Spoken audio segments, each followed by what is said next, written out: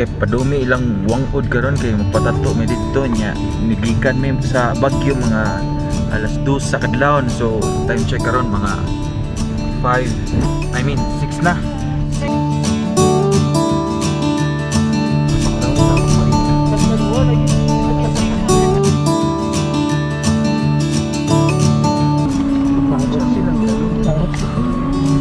Okay, salig ligid good.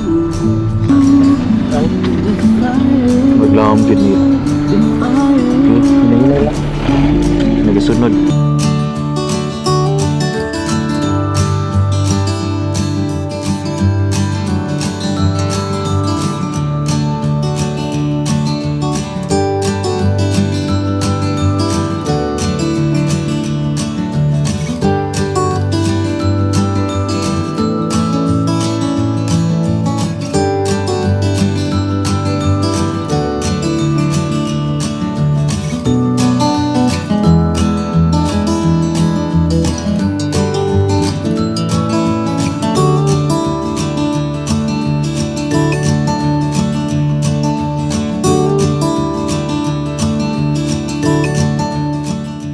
Trekking me towards sa place ni Wangud, which is Diara Bang.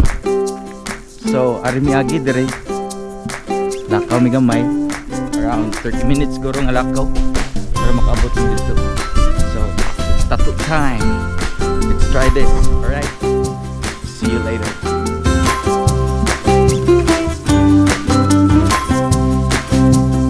Good morning Sad Pre, why you wig at you?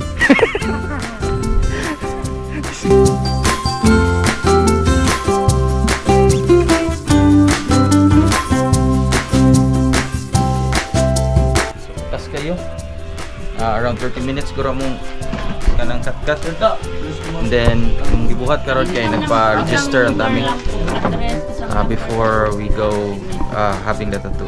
Okay.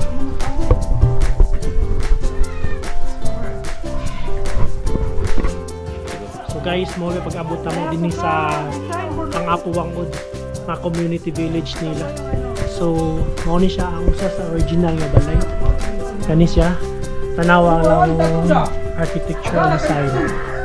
Walang nail pa noon, wala pa ang lansang. Ang gilak nila kahoy mismo.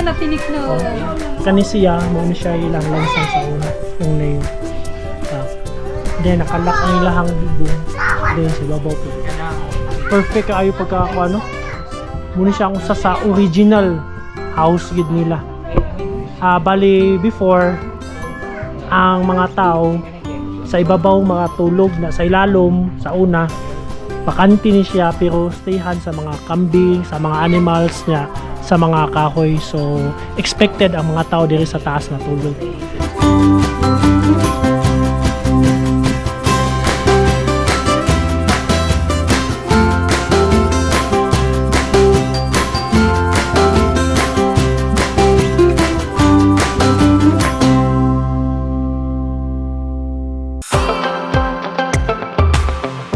Bang naman.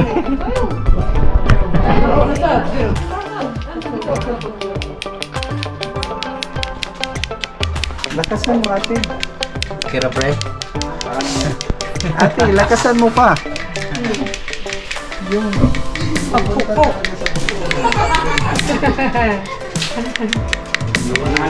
ay, lay tago-tago legs ko. Sakit kayo guys, sakit. Tawa na.